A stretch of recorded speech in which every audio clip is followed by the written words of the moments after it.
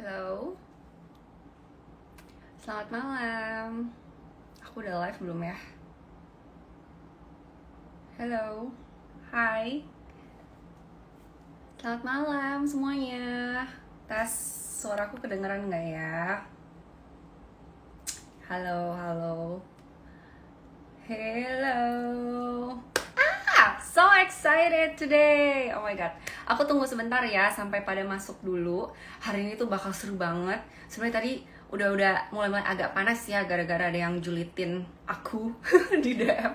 Tapi nggak apa-apa. Semoga yang julitin itu nonton karena memang tujuan dari kemarin aku panas-panasin itu ya supaya ada penontonnya dong di live ini ya nggak? Alright. Selamat malam semuanya. Semoga sehat-sehat ya. Jadi sebenarnya live ini tuh aku nggak ada rencanakan ya, lumayan mendadak karena kemarin itu actually aku baru dapetin my first HPV vaccine shot di usia 29 tahun.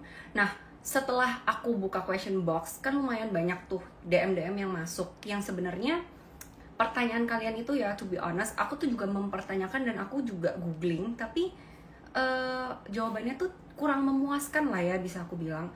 Makanya karena aku juga nggak kompeten di bidang ini, tentunya aku akan mengajak Dokter Felisa yang kemarin suntikin vaksin aku dari vaksinin.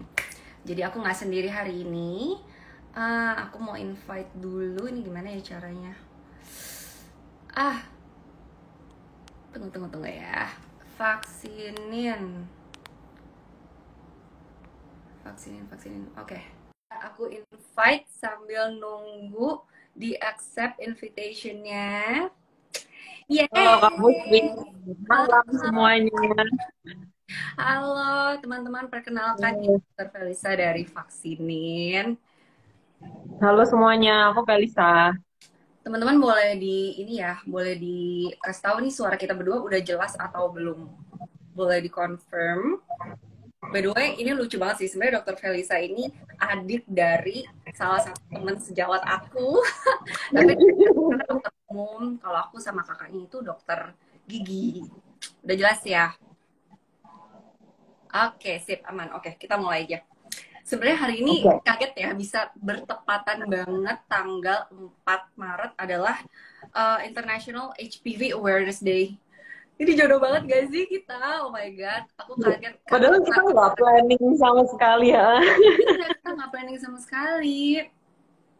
Oke, sebelum kita masuk bahas tentang HPV, kayaknya kita boleh bahas dulu kali ya dok, pertanyaan yang suka lumayan meresahkan untuk beberapa orang yang kadang-kadang suka sensitif dan baper. Jadi Oke. boleh tolong dijelasin ya, kenapa sih kalau nakes itu suka bertanya sudah menikah atau belum, atau sudah berhubungan seksual atau belum sebelumnya? Itu untuk apa sih? Oke. Karena kadang-kadang some people ngerasa kayak apa sih, kepo. Iya sih, kebayang sih. Sebenarnya ini ya kayak klarifikasi gitu. Jadi sebenarnya tuh kita tuh nanya kenapa kok nanya kayak udah berhubungan seksual atau belum, udah menikah atau belum. Itu tuh sebenarnya banyak apa hubungannya dengan health-nya gitu. Contohnya misalnya ada orang datang sakit perut misalnya. Terus kan kalau misalkan perempuan terus usianya misalnya 28 anggaplah atau 30 gitu. Terus kita kan dalam otak kita, oh ini tuh berarti diagnosisnya itu kemungkinannya apa aja nih kayak gitu. Kan mungkin aja bisa kayak kehamilan ektopik terganggu atau misalkan usus buntu kayak gitu. Nah, makanya kita tanya, udah menikah belum? Udah apakah sudah sexually active atau belum? Itu untuk menyingkirkan diagnosis kayak kehamilan ektopik atau yang lainnya kayak gitu. Nah, terus ada lagi juga kalau misalkan di Opjin gitu ya, terus kita ditanya, udah pernah berhubungan belum gitu. Itu kan untuk membantu misalkan apakah kita sebagai dokter itu perlu nggak sih memeriksakan misalnya pap smear atau boleh nggak sih dilakukan pap smear dan misalnya USG transvaginal gitu. Kalau misalkan belum pernah berhubungan seksual, itu kan berarti tidak dilakukan pemeriksaan-pemeriksaan tersebut kayak gitu. Nah, gitu ya guys. Jadi jangan dikit-dikit sensitif ngerasa dokternya kepo ya. Bukan mau kepoin kalian. Terserah urusan kan. Itu memang harus dipertanyakan supaya tahu pemeriksaannya harus bagaimana, diagnosisnya itu gimana gitu ya. Oke, udah cukup jelas. Sekarang kita mulai masuk ke topik kita ya. Karena kemarin tuh masih banyak dok yang tanya, kalau mau vaksin itu syaratnya apa, harus pap smear atau enggak. Terus kalau misalnya aku udah berhubungan seksual tapi belum vaksin, terus aku vaksin itu udah telat atau enggak, masih efektif atau enggak.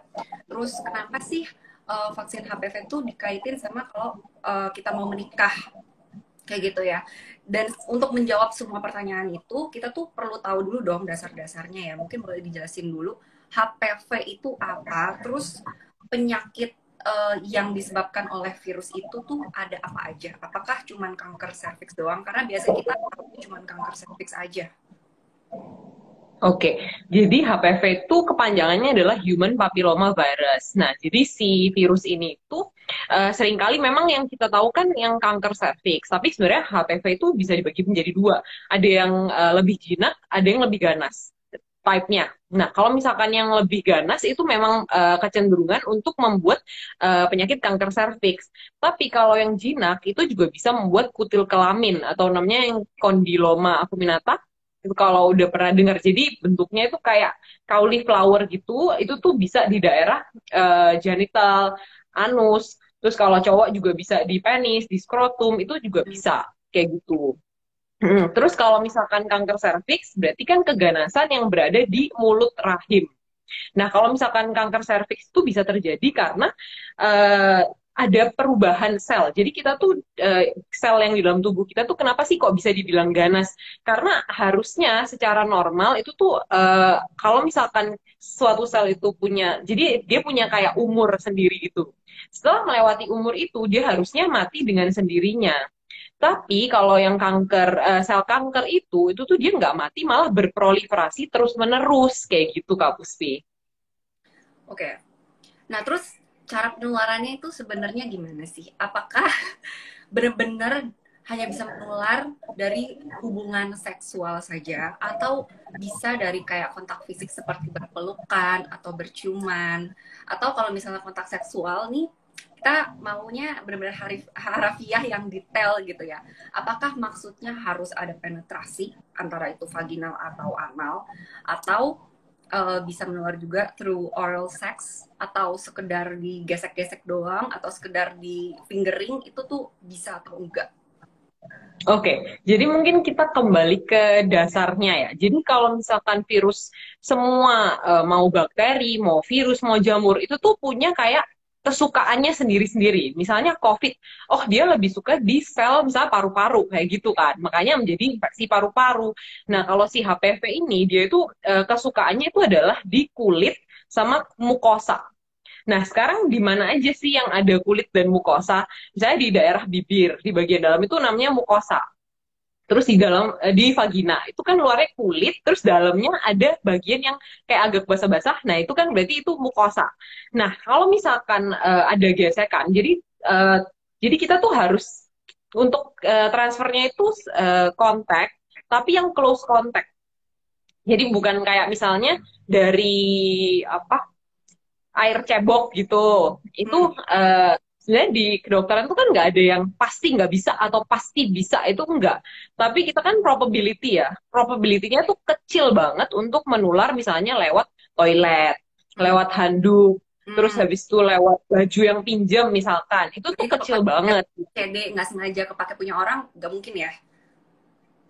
Highly unlikely, lebih unlikely kayak gitu. Jadi lebih ke sexual contact. Soalnya kan kalau misalkan bisa nyampe ke cervix, cervix itu kan tempatnya di dalam ya. Hmm, Berarti si apa HPV-nya itu tuh harus ada sesuatu yang bikin dia masuk untuk ke dalam kayak gitu. oke. Jadi kalau misalnya aku tanya gini gimana? Berarti orang yang belum pernah berhubungan seksual nggak mungkin terinfeksi HPV, bener apa enggak?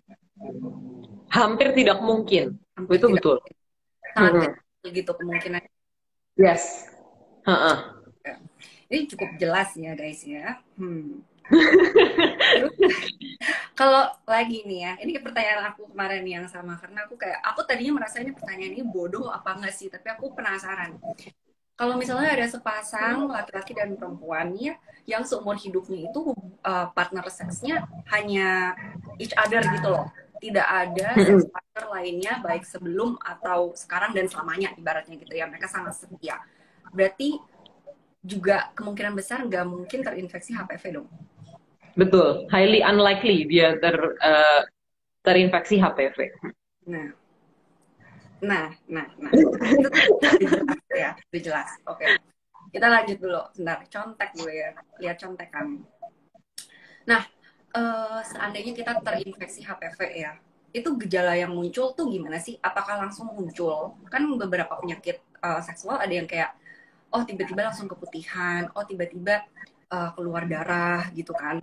Nah, kalau HPV ini apakah pada saat terinfeksi just langsung ada gejala atau lebih sering simptomatis? Oke, jadi ini aku ngomongnya as in perempuan dan laki-laki ya. Hmm. Kebanyakan itu HPV itu memang tidak bergejala awalnya gitu. Jadi bahkan nggak ada yang tahu tuh, oh ini tuh terinfeksi HPV apa enggak. Itu tuh nggak tahu gitu kebanyakan. Nah, tapi tergantung lagi dia itu type yang apa. Misalkan yang benign ya, anggaplah yang benign itu tuh butuh waktu sekitar beberapa minggu hingga berbulan-bulan sampai dia bisa develop si kutil kelamin itu kayak gitu. Yang Nah, benign kalau tuh yang misalkan jinak ya, berarti yang kutil. iya benar, ya sorry, yang jinak. Nah, itu untuk develop sampai ke kutil itu butuh berminggu-minggu hingga berbulan-bulan. Hmm. Sedangkan kalau misalkan yang ganas, yang ganas ini bisa membuat sampai kanker serviks itu bisa bertahun-tahun lamanya gitu. Ah, Lebih dari 10 tahun itu bisa kayak gitu. Dan emang nggak semuanya itu bisa menjadikan karena virus seharusnya kan self-limited. hmm. Nah, bisa juga sembuh sendiri tanpa menjadi misalnya kanker serviks pun juga bisa kayak gitu. Tergantung sama sistem imun kita juga ya, berarti ya. Benar. Heeh. Benar. Oke. Nah, kemarin kan ada DM tuh yang masuk ke aku yang ada yang kena penyakit kutil kelamin ya. Aku sedih banget sih bacanya.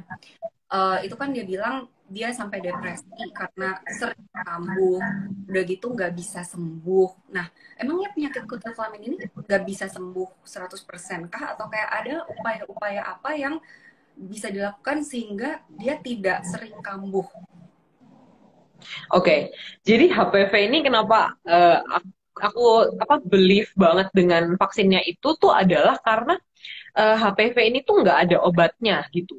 Jadi kan karena dia virus, kita tuh sebenarnya harusnya self-limited gitu, nggak ada obatnya. Tapi kalau misalkan kecenderungannya itu adalah kalau misalkan pada orang-orang yang imunnya itu rendah, misalkan ada orang yang HIV, terus atau apa penyakit-penyakit bawaan lainnya yang sehingga imun dia tuh rendah gitu misalkan. Itu jadi misalkan awalnya keluar ada apa kutil kelaminnya misalkan kayak kasus kemarin ya Kak Puspi itu Mm-mm. misalkan sudah di treatment gitu treatmentnya tuh biasanya di counter terus jadi nggak ada obatnya gitu tapi kayak kita hanya menghilangkan si kutilnya itu misalnya di counter kayak gitu nah si HPV-nya itu bisa dorman di sana sampai dia tuh reaktivasi lagi gitu karena misalnya imunnya pas lagi rendah nih gitu. Nah dia reaktivasi lagi kayak gitu. Makanya bisa muncul-muncul berkali-kali dan mesti dilakukan kauterisasi tuh berkali-kali tuh bisa banget gitu. Oke. Terus efeknya misalnya nih, aku kena penyakit kutil kelamin. Efeknya terhadap pasangan aku dan anak aku akan gimana? Oke. Oh iya, aku lupa bilang kalau kutil kelamin tuh bisa nyeri dan sangat gatal dan sangat infectious gitu. Hmm. Jadi bentuknya tuh kayak bener-bener kayak cauliflower gitu, kayak bunga kol gitu, dan itu sangat gatal dan sangat infectious. Hmm. Nah, kalau misalkan ke pasangan, karena kan nggak bisa kayak benar-benar bilang, oh orang ini tuh sembuh nih dari kutil kelamin tuh nggak ada yang kayak gitu. Jadi misalkan udah dihilangkan kayak gitu. Nah, berarti ada chance untuk menularkan ke pasangan dan kita tuh nggak pernah tahu gitu. Kapan ini tuh dia reaktivasi lagi sehingga infeksius banget, itu kita nggak tahu kayak gitu. Nah, tapi kalau misalkan dari research untuk ke anak, itu research yang ibu yang dengan HPV gitu ya, terus melahirkan, itu tuh biasanya di anaknya itu emang terdeteksi ada HPV DNA itu. Tapi dalam waktu 1 sampai 2 bulan itu tuh bisa di clear out begitu sama sistem imun si anaknya itu gitu. Jadi Oh, lebih efeknya lebih ke pasangan sih ya mungkin ya oke, Kak Puspi. oke, oke. Lumayan relieving ya mendengar. Iya. Kemarin aku sedih banget sih bacanya itu. Mm-mm. Nah, sekarang kita mulai masuk ke vaksin kali ya. Em, Kenapa sih kita harus vaksin HPV? Dan vaksin HPV itu keefektivitasannya seberapa besar itu persentasenya untuk mencegah terjadinya kanker serviks? Dan kalau udah divaksin HPV, apakah pasti nggak kena kanker serviks? Oke, jadi kenapa harus vaksin HPV itu adalah ya karena yang tadi kita udah discuss sebelumnya, jadi karena si HPV ini nggak ada obatnya, tapi vaksinnya itu efektif gitu. Jadi kan lebih baik mencegah daripada mengobatin, apalagi nggak ada obatnya gitu. Ya. Nah, habis itu kalau misalkan kita uh, berapa persennya? Oke. Jadi kalau misalkan HPV itu kan sebenarnya untuk yang kutil kelamin dulu ya. Hmm, Kalau yang dapat dicegah oleh kutil kelamin si vaksin HPV itu tuh HPV yang 6 dan 11. Nah, itu tuh bisa menyebabkan 90% dari kutil kelamin oke. yang Lumayan disebabkan oleh tinggi, HPV. 90%. Nah, tinggi banget. Padahal cuma dua itu gitu. Yang 6 dan 11 itu 90%. Oke, kemudian yang HPV yang high risk, yang 16 dan 18 yang dapat menyebabkan kanker serviks. Itu menyebabkan 70% dari kanker serviks gitu. Oke, iya. Makanya itu Ya. efektif banget sih gitu karena persentasenya gede banget. Mm-mm. Tapi ya berarti masih ada kemungkinan kita bisa kena kanker serviks dong, nggak yang oh udah vaksin pasti tenang aja nggak mungkin kena kanker serviks. Benar, itu tuh masih mungkin.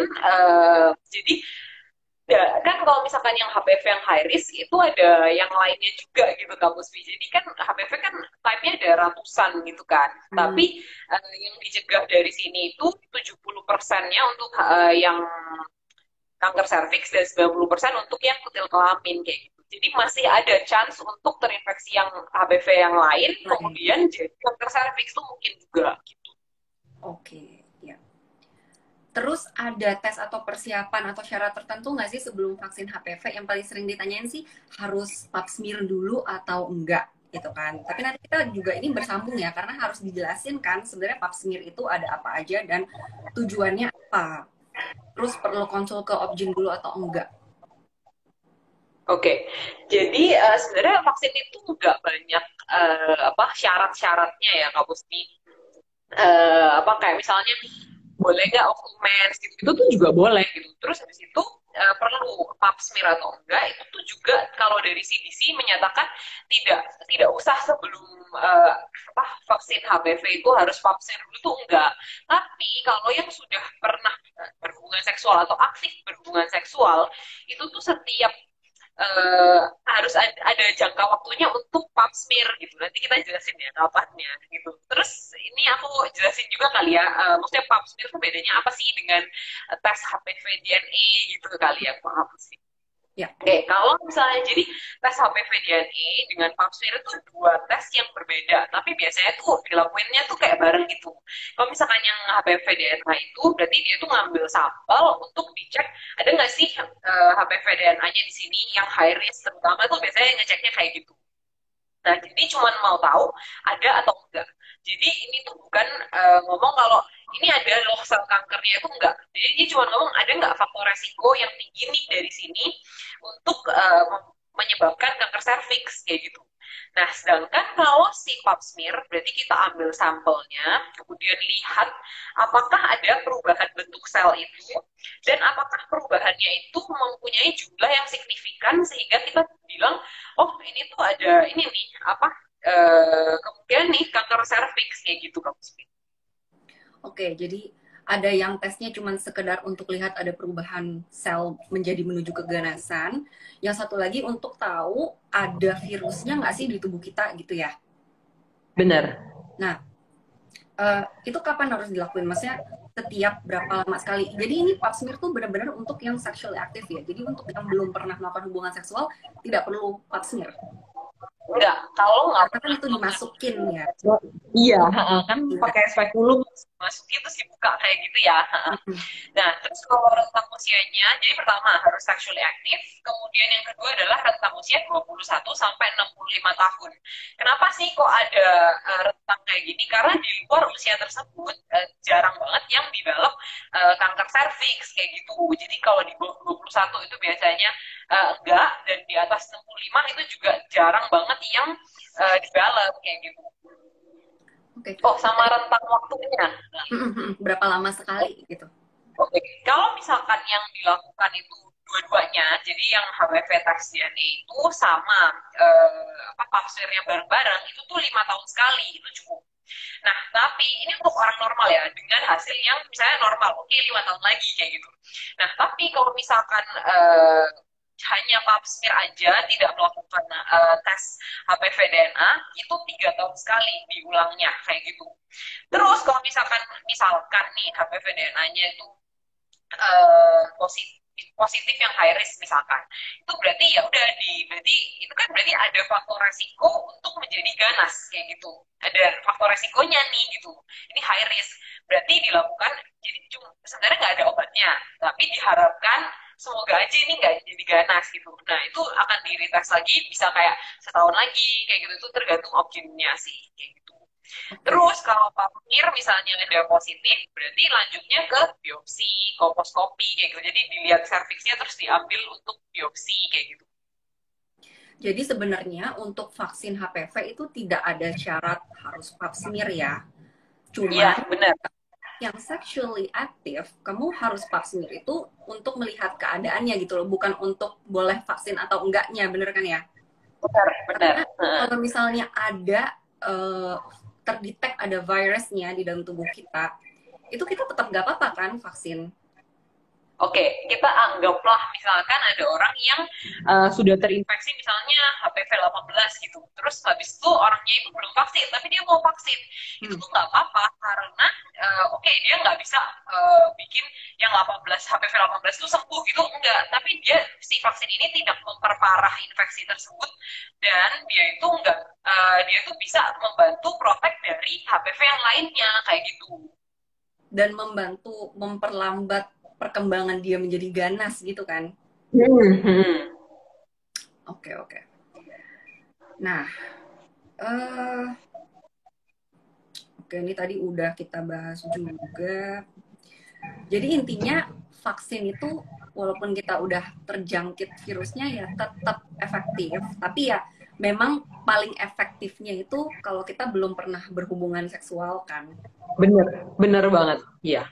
Jadi ya memang jadi uh, mungkin ya less efektif daripada yang kalau kita benar-benar early kasih vaksinnya. Iya, bener, bener. Tapi bukan percuma gitu. Bukan jadi percuma ya, tetap Iya, ha. efektif gitu. Mm. Oke. Nah, kenapa sih kalau di Indonesia vaksin itu dikaitin sama perempuan yang mau nikah? Ya soalnya beberapa followersku, gak cuma satu gitu ya, ada yang bilang, aku waktu itu udah daftar mau vaksin kak, tapi ditolak sama dokternya, katanya, entah ya nggak tahu ya ini beneran dokternya atau susternya atau gimana. Pokoknya dibilangnya nanti aja vaksin HPV mah kalau udah mau nikah gitu. Kenapa sih kayak gitu? Emangnya kalau yang belum mau menikah nggak boleh vaksin? Oke, jadi sebenarnya aku nggak bisa kayak apa berbicara untuk seluruhnya gitu kali ya. Tapi mungkin pikirannya adalah kalau misalkan sebelum menikah itu kan tidak melakukan hubungan seksual gitu, jadinya nggak perlu vaksin. Mungkin pikirnya kayak gitu. Sih. Nah, mungkin pikirnya kayak gitu, tapi ternyata itu kan bahkan pemerintah Kemenkes kan sekarang udah bikin kayak program vaksin ya Kak untuk umur kelas 5 SD. Di Jakarta sih udah sih ya untuk vaksin HPV kayak gitu. Dan itu gratis. Iya, kemarin aku dengar juga di Bali juga dia udah dapat gratis. vaksin HPV. Hmm, iya. Oke. Em, nah, ada yang nanya juga nih, selama program vaksin HPV, memangnya dilarang hamil sampai 2 tahun ke depan? Oke, jadi sebenarnya kan, jadi itu pertanyaannya jadi kayak HPV, vaksin HPV itu apakah berbahaya untuk wanita hamil gitu Hmm, kali ya? hmm, hmm. Jadi sebenarnya tuh nggak ada research yang bilang bahwa ini tuh bahaya, tapi nggak ada research juga yang cukup untuk bilang bahwa ini tuh safe untuk wanita hamil. Makanya disarankan kalau misalkan mau vaksin HPV dalam 6 bulan itu nggak hamil kayak gitu. Jadi dalam waktu 6 bulan, nggak sampai 2 tahun sih Kak. Hmm. Oke, berarti ya dalam masa program vaksinnya itu ya. Bener.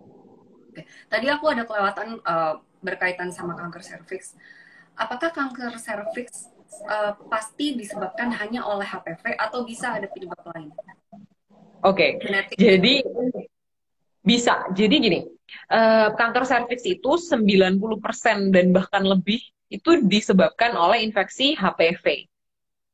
Nah, sedangkan 10%-nya itu, jadi kan kalau kanker itu kan namanya kanker pasti multifaktorial, mulai dari lifestyle, terus habis itu apa immune sistemnya gimana, terus misalnya dia itu ada penyakit-penyakit penyerta lainnya apa enggak, terus genetik itu juga bisa gitu. Nah, tapi 90% itu tuh dari infeksi HPV gitu, Kak. Oke, jadi ada kemungkinan tapi kecil ya. Iya, lebih kecil. Ha. Oke. Nah, apakah vaksin hanya efektif untuk orang yang belum pernah berhubungan seksual sama sekali? Kalau misalnya udah menikah, udah punya anak, itu gimana? Masih perlu dan masih efektif nggak untuk vaksin HPV? Oke, jadi memang paling efektif itu untuk yang belum pernah berhubungan seksual sama sekali.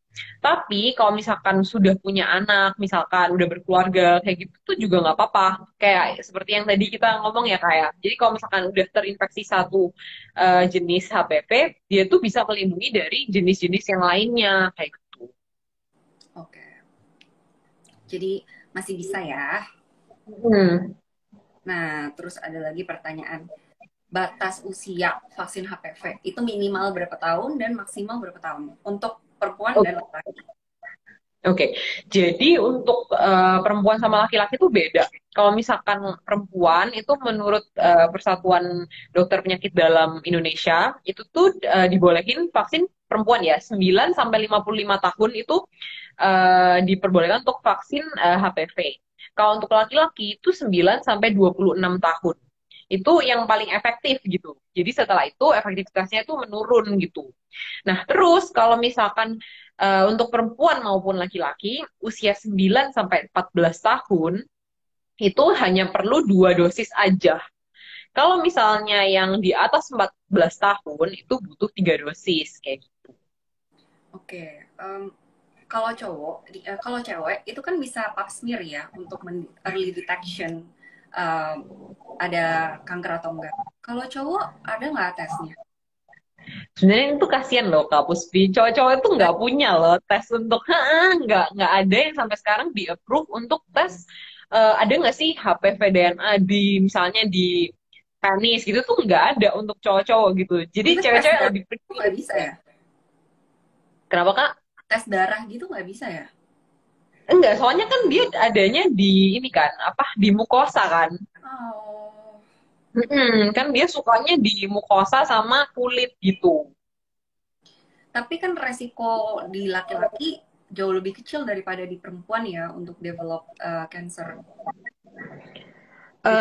Sebenarnya iya, iya dan enggak. Jadi awalnya tuh karena laki-laki itu kan, jadi dia tuh carrier gitu. Kalau kebanyakan itu jadi silent carrier, terus jadi mereka nggak tahu, terus nggak ngapa-ngapain juga gitu kan, nggak ngecek, terus bisa jadi kanker penis, terus habis itu bisa juga head and neck, jadi orofaring kayak gitu. Tetap beresiko sih Kak Puspi, cowok pun. Oke, oke. Kalau pada perempuan yang most efektif itu berarti rentang usia berapa dan pastinya yang belum pernah hubungan seksual ya paling efektif kan. Tapi usianya tuh di usia berapa? Sebenarnya kalau usia itu nggak terlalu menentukan sih Kak Pusri. Jadi kalau Hmm, misalkan apa yang paling efektif tetap yang nggak pernah sama sekali terpapar HPV kayak gitu. berarti buat yang belum pernah berhubungan seksual itu udah pasti jauh lebih Itu yang paling efektif. Heeh. oke. Ya. Eh, terus ini nih, vaksin HPV katanya lebih sakit ya dari yang lain. Rasanya gimana? Ada kipi nggak? Ini aku jawab dulu kali Ya, ya, karena aku bisa disuntik. nah, Kak Pusri cerita dulu. Berhubung aku tuh udah sering tersakiti ya, jadi ya kayak gitu doang tuh nggak berasa. Cuman kayak ada yang masuk aja gitu. Tapi pain tolerance aku lumayan tinggi sih ya. Jadi kalau dari 1 sampai 10 mungkin 1,5 kali rasa sakitnya kalau menurut aku. Dan Mungkin kalau kalau dibandingin nggak vaksin terlalu COVID, Kak. serius. Kenapa? Oke. Kalau dibandingin sama vaksin COVID. Aku booster Pfizer yang terakhir malah jauh lebih pegel. Kayak seharian aku tuh Iya. pegel, kayak agak susah gitu mau angkat. Kalau kemarin sih vaksin HPV enggak ya. Sehari-hari sih masih bisa angkat gitu di hari pertamanya. Terus juga sampai sekarang sih nggak ada apa-apa. Oke, berarti itu Jadi jawabannya ya, Kak ya. orang. Kamu dulu gimana?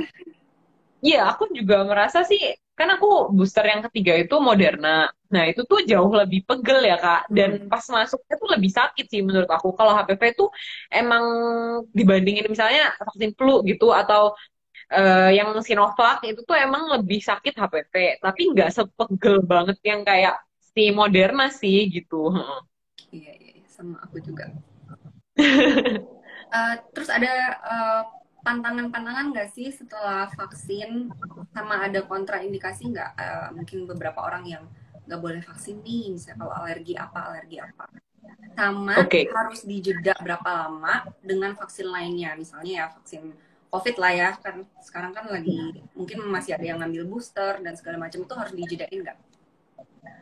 Oke, kalau misalkan dengan yang booster COVID, jadi sebenarnya tuh prinsipnya itu semua vaksin tuh boleh aja digabung-gabung gitu. Misalnya yang di kanan suntik misalnya vaksin hepatitis B atau tifoid atau apapun. Terus habis itu yang sebelah kiri misalnya vaksin HPV itu tuh boleh aja. Cuman kalau misalkan dengan COVID, kita tuh kan belum banyak research yang Hmm, tahu kipinya itu apa aja kayak gitu untuk si COVID ini, si vaksin COVID. Makanya biasanya tuh direntangin gitu sekitar 1 bulan, jadi sekitar 28 hari lah, itu paling aman. Terus tadi, apa lagi ya Kak ya? ada pantangan nggak setelah vaksin? Oh, oke.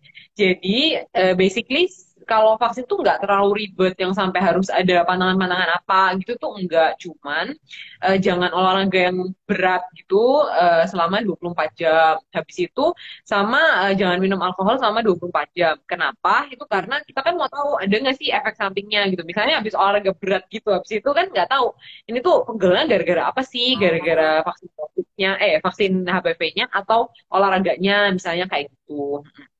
hmm. Terus ada kontraindikasi nggak? Oh, oke. Jadi sebenarnya kalau misalkan kontraindikasi itu adalah kalau misalnya kita udah pernah vaksin HPV, kemudian ada alergi berat, shock anafilaktik gitu sampai masuk ke rumah sakit. Nah, misalkan kayak gitu. Nah, itu berarti kontraindikasi. Tapi kalau misalkan nggak pernah, berarti nanti biasanya itu akan kita tanya, ada nggak sih alergi lateks gitu? Karena si di tipnya itu ada pemeran lateksnya di situ gitu kan, untuk kayak tutupnya gitu.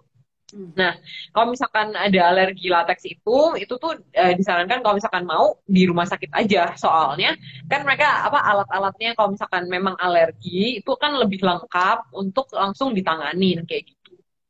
Oke. Nah, kalau vaksin itu kan biasanya isinya virus yang dilemahkan kan. Kalau vaksin HPV ini isinya apa? Oke, jadi kalau vaksin HPV ini tuh isinya itu namanya VLP, jadi virus like protein.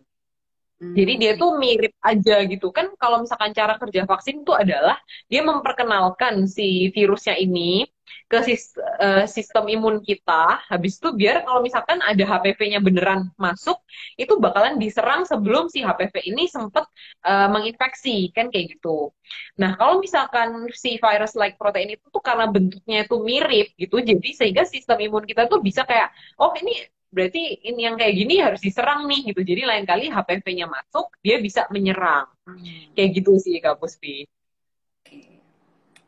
Terus nextnya, apakah vaksin HPV di cover sama BPJS? Kan tadi kalau anak Nah, kebanyakan udah ada program ya, free for hmm, free dari kelas 5 ya, dari usia 9 tahun.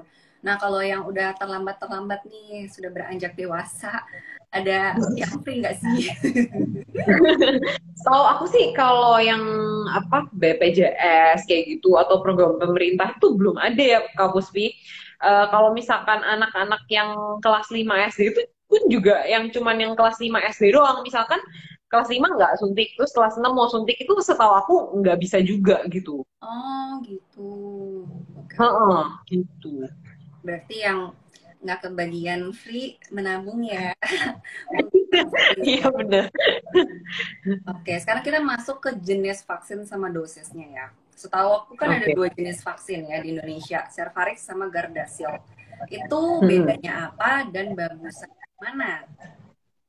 Oke, jadi aku jelasin komponennya dulu kali ya. Kalau misalkan Cervarix itu bisa melindungi kita dari HPV yang dua jenis HPV yang menyebabkan kanker serviks. Sedangkan Gardasil itu dapat melindungi kita dari dua jenis kanker serviks, dua jenis HPV yang menyebabkan kanker serviks dan dua jenis yang kutil kelamin gitu. Jadi dapat empat. Kalau yang si Gardasil, kalau yang Cervarix tuh dua aja gitu. Ya, jadi udah pasti mendingan ngambilnya Gardasil aja dong. Iya, menurut aku sih kayak gitu. Jadi harga juga nggak terlalu berbeda signifikan kan? Iya, nggak signifikan sih. Heeh. Ya guys, jadi pilih Gardasil ya vaksinnya, jangan yang Cervarix karena udah lengkap supaya benar-benar tercover semuanya. Nah, kalau dosis itu gimana sih? Kan ada 3 dosis ya. Itu setiap suntik itu dosisnya sama nggak sih? Oke, jadi sediaannya tuh sebenarnya sama aja gitu. Jadi kalau misalkan yang untuk anak maupun dewasa, itu tuh semuanya sama gitu. Cuman yang anak kan cuma 2 kali. Terus habis itu kalau yang dewasa kan 3 kali. Kayak gitu aja sih Kak Puspi. Tapi sediaannya tuh tetap sama gitu. Terus kalau misalnya kita udah suntik 3 kali gitu ya, nanti suatu saat perlu kayak booster lagi gitu nggak sih? Oke, ya ini pertanyaan bagus sih. Jadi kalau misalkan udah lengkap suntik sekarang gitu, nanti kapan-kapan mesti nggak sih booster lagi kayak gitu kan ya Kak Puspi maksudnya? Ya. Itu tuh sebenarnya sampai sekarang ini belum ada research yang bilang bahwa imunitasnya tuh menurun gitu. Jadi kan ini sebenarnya vaksinnya tuh lumayan baru ya. Jadi tahun 2008 itu mereka baru FDA approved. Jadi researchnya ini baru sekitar 10-an tahun kan ya berarti. Hmm. Nah, itu tuh selama 10 tahun diteliti, itu tuh belum ada yang bilang bahwa oh imunitasnya tuh menurun karena waktu gitu. Itu tuh belum ada yang menyatakan seperti itu. Jadi untuk sampai saat ini belum belum perlu diulang. Oke, sampai saat ini ya. Ya namanya ilmu kan terus Hmm. berkembang dan terus diteliti ya. Namanya science itu Iya, constantly benar. changing and evolving. Emang itu that's the beauty of science. Jadi jangan aneh kalau hari ini bilangnya nggak perlu booster, terus ntar berapa tahun kemudian karena mungkin ada penelitian lain-lain, tiba-tiba jadi harus booster. Itu mungkin banget terjadi berarti ya dok ya. Iya, benar Kak. Oke, cukup jelas. Nah, em, ini kasusnya agak-agak membingungkan nih. Mungkin dijelasin dulu kali ya, 3 kali dosis vaksin itu dilakukan di bulan keberapa aja? Oh, oke. Jadi kalau misalkan 3 dosis itu tuh dibagi menjadi bulan ke-0, itu yang pertama kali suntik.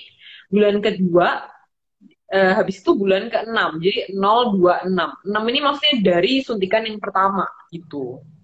Itu kenapa sih kayak gitu? Itu maksudnya harus 0, 2, 6?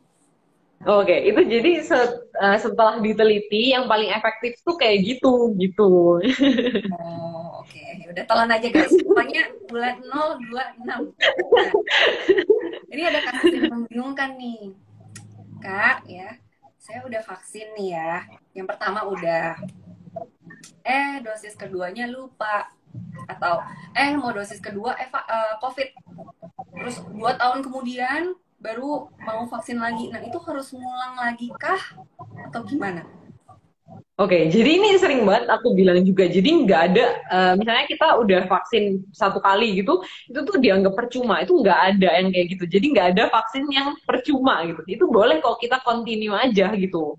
Misalnya sering banget pasien-pasien tiba-tiba dapat dosis paket booster gitu misalnya. Mau booster dulu, nggak apa-apa silahkan. Habis itu baru dilanjutin lagi. Kayak gitu tuh nggak masalah, Kak Pusti. Jadi misalnya dia udah pernah sekali suntik 2 years ago, ya udah tinggal lanjutin 2 kali lagi. Iya, Nggak perlu lanjutin ngulang aja gitu. 3 kali gitu ya. Enggak, enggak. Oke, oke, oke, oke. Hmm. Kalau misalnya nih aku pengen vaksin nih, tapi aku anaknya mobile banget nih, bisa di kota A, B, C, D. Itu bisa nggak vaksinnya beda kota untuk ke yang Bisa. kota kedua dan ketiga? Oke, itu bisa sih Kak Puspi. Jadi kan kita biasanya tuh selalu ada kayak kartu yang maksudnya kita tempelin stiker di situ itu vaksinnya apa. Kayak itu nanti kan tinggal ditunjukin aja misalnya ke kota Hmm, lain gitu tinggal tunjukin aja ini maunya yang vaksinnya yang ini yang sama kayak gitu. Itu bisa kok. oke, berarti tidak masalah ya. Iya. Nah, eh tadi aku masih kayaknya kita mulai lihat pertanyaan atau harga dulu ya, harga dulu kali ya. Biasa range Oke, oke. harganya tuh berapa sih untuk vaksin HPV? Kalau yang HPV kita ngomongin yang gak ada hasil ya, itu tuh kalau misalkan di klinik itu tuh 1.270.000 untuk sekali suntikan. Hmm. Nah, tapi ada paket untuk 3 kali suntikan itu tuh 3.550.000. Nah, Oke, tapi kalau misalkan mau home service itu per kali suntikan 1.320.000 gitu. oke, oke. Kalau pap smear, Apa range itu Kak? sama Harganya? pap smear Itu aku kurang tahu sih Kak kalau range harga pap tuh smear-nya. sempat kalau nggak salah sih kayak 900 sejutaan gitulah. Kalau nggak salah ya. Oke. Yang HPV DNA itu lebih mahal sih. Oke, oke. Kurang lebih lah segitu kayak ya, tergantung rumah sakitnya juga. Iya, benar. Nah, kita mungkin mulai lihat pertanyaan-pertanyaan kali ya. Oke. Soalnya tadi masih ada yang nanya nih, eh, penularan HPV itu bisa terjadi karena apa selain kontak seksual? Tadi sebenarnya kita udah bahas di awal banget, tapi coba dijawab lagi dok, dijawab Oke, jadi biar intinya jelas. Oke, HPV itu paling besar memang karena kontak seksual. Karena kan si HPV itu predileksi atau sukanya itu di bagian mukosa atau di bagian kulit gitu. Jadi kan di daerah vagina, di daerah mulut, daerah serviks kayak gitu tuh kan mukosa semua kayak gitu. Jadi pokoknya intinya penularannya itu harus close contact gitu, bukan dari handuk gitu. Ya ada kemungkinan tapi kecil banget. Jadi kalau misalkan kayak toilet itu enggak gitu. Tuh ya guys, jelas ya, jangan mau dikadalin sama cowok-cowok ya. Ada itu. Emang sebagian besar ya dari penularan kontak seksual. Em, nih, ada lagi yang masih nanya, fingering gitu bisa nggak kena HPV, Kak? Bisa kalau misalkan apa?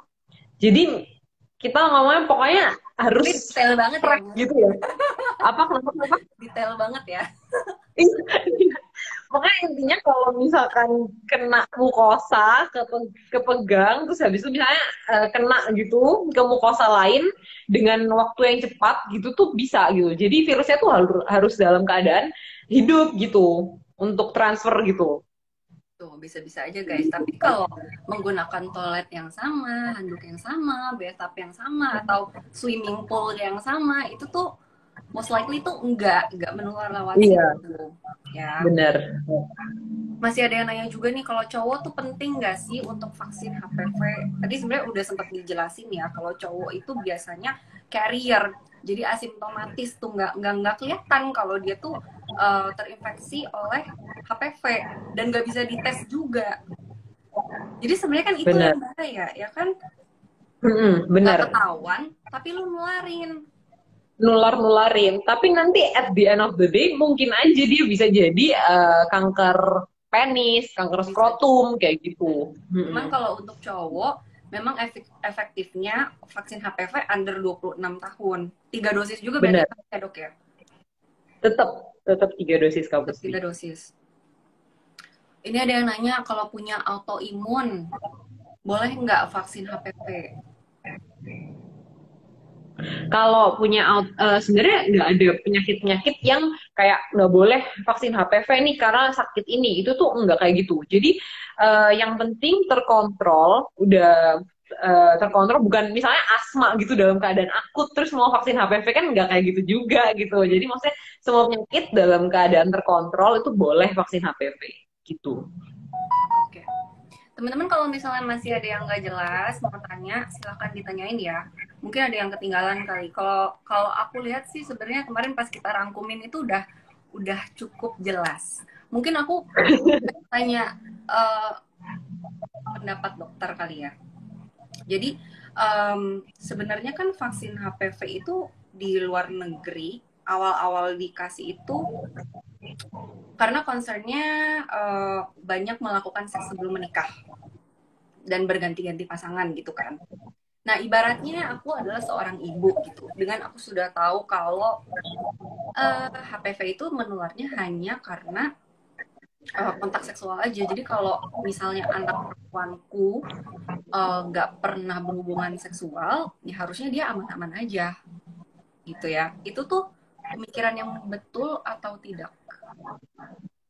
Menurut aku enggak ya, soalnya eh kan kita nggak pernah bisa kontrol kayak perilakunya orang lain, apalagi perilaku misalnya anaknya itu kita nggak bisa kontrol, terus pasangan anaknya kita nggak pernah bisa kontrol. Iya Nah, betul. jadi lebih baik kan again mencegah dibandingkan mengobatin, apalagi nggak ada obatnya gitu, makanya precaution aja gitu.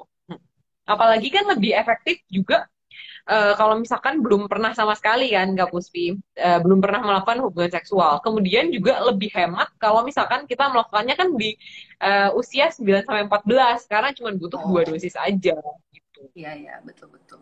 Iya bener sih karena ya kalau misalnya aku posisikan aku sebelum punya anak ya, cuma kalau misalnya aku posisikan sebagai eh, ibu, ya anakku udah pasti aku nggak bisa kontrol dong ya. Yang lebih nggak bisa aku kontrol lagi adalah calon pasangan anakku, ya kan? Kan Bener. nggak mungkin we korek-korek kamu udah pernah hubungan seks sebelum sebelum sama anak saya gitu, atau kayak aku deh sekarang saya nanya sama suami kayalan, males banget kan korek-korek gitu, kamu udah ngapain aja sama mantan kamu gitu kan, ih maksudnya itu kayak sesuatu yang menurut aku nggak perlu dibahas unless ya dia memang open up gitu kan, jadi ya ada baiknya ya kita prevent sendiri dari awal Bener, bener. tuh. Kita kayak sayang aja sama dirinya kita sendiri gitu maksudnya. Nah, ini ada pertanyaan. Kak, tadi kan katanya kalau sexually aktif tapi cuma sama satu pasangan aja itu less likely untuk kena HPV, ya kan? Mm-mm. Tapi kenapa kalau mau nikah harus vaksin HPV? Kan dia cuma sama satu pasangan yang sama. Again, itu kembali lagi ya, kita nggak bisa kontrol orang lain. Iya, gimana ya? Itu susah. Maksudnya gini, ya mungkin di pikiran kita ini agak tabu ya. Maksudnya agak kayak, kok jadinya seuzon banget nih gua gitu. Ibaratnya gue nikah sama pasangan gue ya gue percaya dong sama dia harusnya, tapi kan ya namanya dunia itu tidak ada yang pasti gitu, kita nggak bisa Bener. oh, satu saat mungkin di suami kita hilaf atau kita yang hilaf ya kan, atau ya pokoknya hal yang aneh-aneh itu bisa terjadi lah di dunia ini menurut aku. Cuma kalau misalnya berdua itu yakin banget pasti setia seumur hidup, ya sebenarnya kalau kamu mau pikir nggak perlu vaksin ya sah-sah aja sih sebenarnya, nggak sih? Ya, sebenarnya apapun yang kita maksudnya putuskan nanti itu kan resiko ditanggung sama kita sendiri gitu kali ya Kak Puspi. Jadi apapun yang terjadi ya udah berarti harus ready dengan apa edukasi ini kan kita ngomong ini tuh apa aja yang bisa terjadi. Berarti kalau tetap ya udah nggak apa-apa gitu ya udah terserah aja. Kan resiko yang penting ditanggung sendiri dan siap sendiri kayak gitu. Iya, kayak gitu. Yang penting udah tahu prinsipnya itu seperti itu ya. Kamu mau itu nggak sih ceritain yang artikel kemarin itu yang pasiennya selama 10 tahun pasmi rutin. Terus Oh, di tahun keberapa tiba-tiba positif. Hmm, dari mana itu bisa jadi positif kan? Mm-mm. Berarti kan maksudnya ada seseorang yang nggak faithful di dalam marriage itu gitu. Karena kan itu nggak datang tiba-tiba aja gitu. Itu tuh nggak kayak gitu. Ya, ladies ya, dengerin ya. Jangan mau dibohongin, dibilang karena pakai toilet umum. Cuk. Nah, coba kita lihat lagi. Dok, kalau udah kena kutil kelamin dan udah dinyatakan sembuh oleh dokter, lalu vaksin HPV, apakah bisa efektif vaksinnya? Dan boleh nggak berhubungan tanpa pengaman?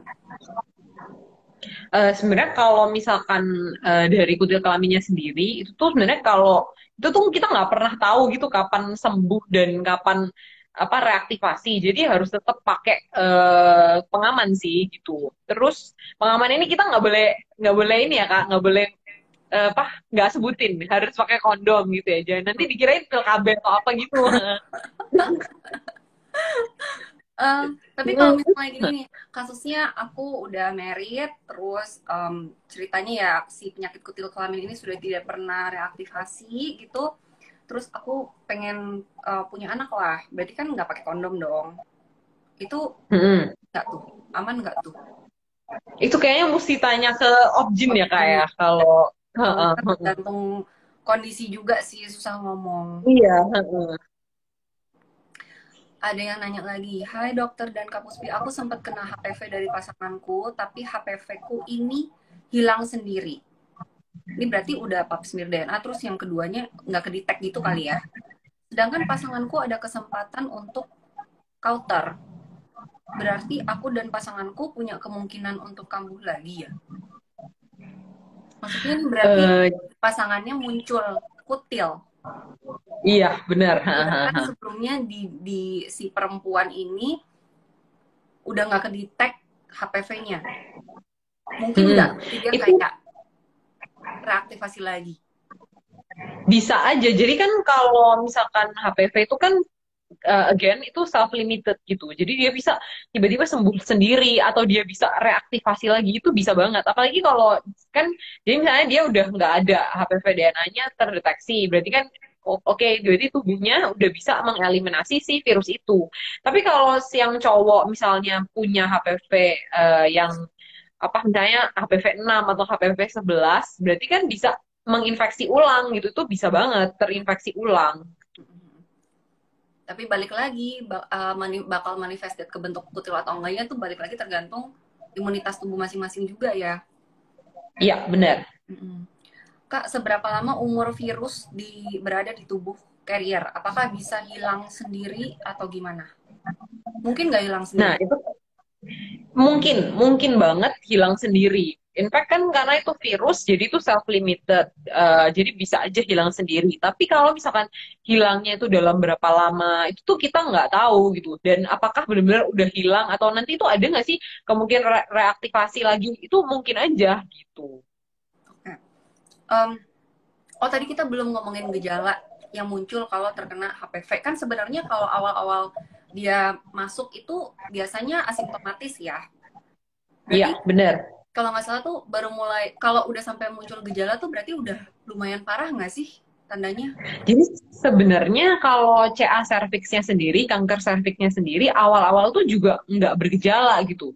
Hmm. Tapi waktu stadiumnya sudah semakin lanjut, dia tuh mulai misalkan keluar darah eh, dari apa kemaluan itu tuh di luar apa siklus menstruasi gitu. Oke. Misalnya sudah menopause, tapi kok keluar ya kayak bercak-bercak darah kayak gitu. Hmm. Kemudian bisa juga misalnya saat berhubungan seksual tuh kok nyeri gitu atau keluar Hmm. darahnya setelah berhubungan seksual itu juga bisa menjadi tanda-tanda dari kanker serviks. Kemudian kalau lebih late lagi itu bisa kayak nyeri di bagian apa perut bagian bawah.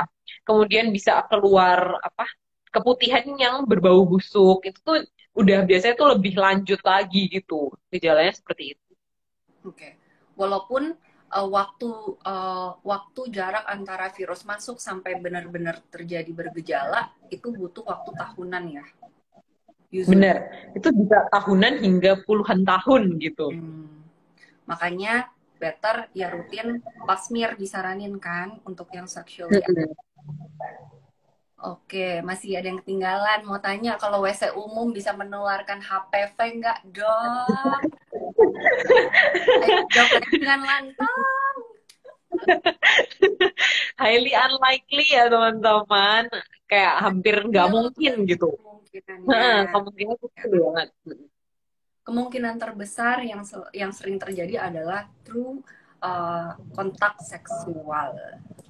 Bener. Oke. Nanti di save kan? Iya, aku save. Tadi isengin doang biar pada nonton, biar rame. Udah 3 menit lagi. Benar ya? Oh, itu vaksin HPV ada merkurinya nggak sih? Soalnya vaksin kan biasanya suka ada campuran merkuri sedikit ya. Oke. Jadi aku mau ngomongin dulu kalau misalkan apa campuran merkuri di vaksin tuh buat apa sih? Jadi campuran merkuri di vaksin tuh biasanya tuh untuk bikin dia lebih apa kayak awet gitu. Jadi kayak pengawetnya. Tapi itu tuh mercury base. Sebenarnya itu aman apa enggak kan gitu ya pertanyaannya. Dari 1930 itu tuh udah FDA approved dan dibilang safe untuk digunakan. Nah, tapi yang di HPV ini tuh tidak ada campuran itu gitu. Yang ada itu kayak vaksin cacar air gitu, varicella itu tuh yang ada kayak gitu. Oh, oke. Berarti nggak ada merkurinya ya. Kalaupun misalnya ada merkuri, Mm-mm. terus kalian takut merkurinya ke build up, aku kan sebenarnya aku pernah tes merkuri. Tapi kan karena waktu aku kuliah, itu kan terpapar sama merkuri kan. Dulu masih pakai tambalan amalgam yang ada merkurinya. Terus sempat juga makan seafood. Jadi aku curious aja kadar merkuri di dalam tubuh aku tuh ketinggian nggak sih? Ambang batas atasnya itu kan 9. Aku waktu pertama tes itu 14. Walaupun aku nggak ada kayak keluhan yang berarti menurut aku ya. Habis itu Hmm. konsul sama dokter disaranin untuk minum antioksidan dosis tinggi. Udah terakhir aku cek udah turun jadi 7 dari 14. Jadi kalaupun misalnya kalian takut akan hal itu, misalnya untuk vaksin yang lain, itu bisa diturunin kok kadarnya dengan minum antioksidan dosis tinggi. Tapi ya konsul dulu. Jadi don't worry guys. Oke. Ya, ya memang kita butuh vaksin gitu. Nggak semua hal tuh bisa kamu maintain hanya dengan healthy lifestyle. Kayak banyak banget hal yang Bener. di luar kendali kita gitu. Entah polusi lah, entah ini, entah itu. Dan maksudnya teknologi itu udah canggih gitu. Ayo Mm-mm. dimanfaatkan. Ya. Kak Puspi kalau sudah menikah tapi sebelumnya belum ada vaksin, terus setelah menikah baru vaksin, bisa nggak? Ini sebenarnya ya balik-balik lagi kayak yang tadi kan ya. Ya Bisa bisa-bisa kok. aja. Bisa. Ini agak bingung nih soalnya kayak ya kalau misalnya nggak mau karena mikirnya pasti pasanganku faithful sampai maut memisahkan ya juga nggak apa-apa, tapi resiko ditanggung sendiri gitu aja Bener. kan. Ini masih ada yang tanya, pap smear itu dilakukan sebelum menikah boleh nggak atau harus setelah menikah? Atau pap smear dilakukan pada orang yang sudah menikah dan aktif seksual? Coba boleh diulang lagi terakhir nih dok. Pap Oke, smear itu jadi dilakukan untuk siapa? Jadi Papmir itu hanya dilakukan untuk usia 21 sampai 65 tahun dengan catatan sudah aktif berhubungan seksual. Kalau belum melakukan hubungan seksual ya tidak dilakukan pap smear gitu. Jadi bukan soal udah nikah atau belum. Dokter itu biasanya nanya udah nikah atau belum tuh maksudnya biar sopan gitu. Karena kadang-kadang ada yang sensitif dan baper kalau ditanyanya udah pernah berhubungan belum gitu loh. Ya, kalau misalnya ditanya sama suster atau dokter ditanya sudah nikah atau belum, itu sebenarnya tujuannya adalah mau menanyakan sudah pernah berhubungan seksual atau belum gitu Sheyeng. Dan tujuannya baik kok, bukan kepo. Oh, dan kepo. Vaksin HPV boleh nyicil nggak? Kayaknya kalian bisa ya pakai Tokopedia ya. Oke. Jadi kalau yang di kita tuh bisa sih pesan lewat Tokopedia, nanti bisa diatur pakai kredit card sendiri gitu. Terus nanti tuh bisa cicilnya tuh 6 kali dan 0% kayak gitu. Nah, Nah, tapi mesti konsul dulu ya. nanti kalau Jangan misalnya langsung ada, pesan. mm-mm. Kan tiap orang pasti punya kasus beda-beda, punya concern beda-beda. Kalau mau konsul, tinggal konsul aja bisa via WhatsApp ya ke vaksin ini ya. Bisa banget. Jadi Nah, kalau apa mau tanya-tanya apapun bisa lewat WhatsApp. Yang nanti yang balesin yang konsulnya itu adalah dokter juga gitu. mm-mm. Sip, udah jelas banget sih ya menurut aku ya. Tenang aja nanti live-nya aku save. Udah jam 9, udah 1 jam nih tidak berasa ya live kita. Aduh, excited Iya, banget dalam hari ini. Thank you so much, Dokter Felisa sudah thank mau you, thank you Kak kekepoan kita Puspi. semua. Mohon maaf ya kalau terlalu frontal karena kadang-kadang tuh suka nggak jelas itu tuh maksudnya gimana sih, harus yang bener-bener detail gitu kita biar puas. Akhir kata ada sedikit penutupan dok mungkin untuk mengingatkan. Oke, jadi karena kita tuh lebih baik mencegah daripada mengobatin, apalagi kalau nggak ada obatnya. Jadi apa pilihlah yang hal yang bijak gitu aja sih. Ya guys, sekali lagi ingat HPV tidak menular lewat toilet umum. Oke deh, kita pamit dulu ya. Thank you so much semuanya for watching. Thank you. Thank you ya. Bye. Bye.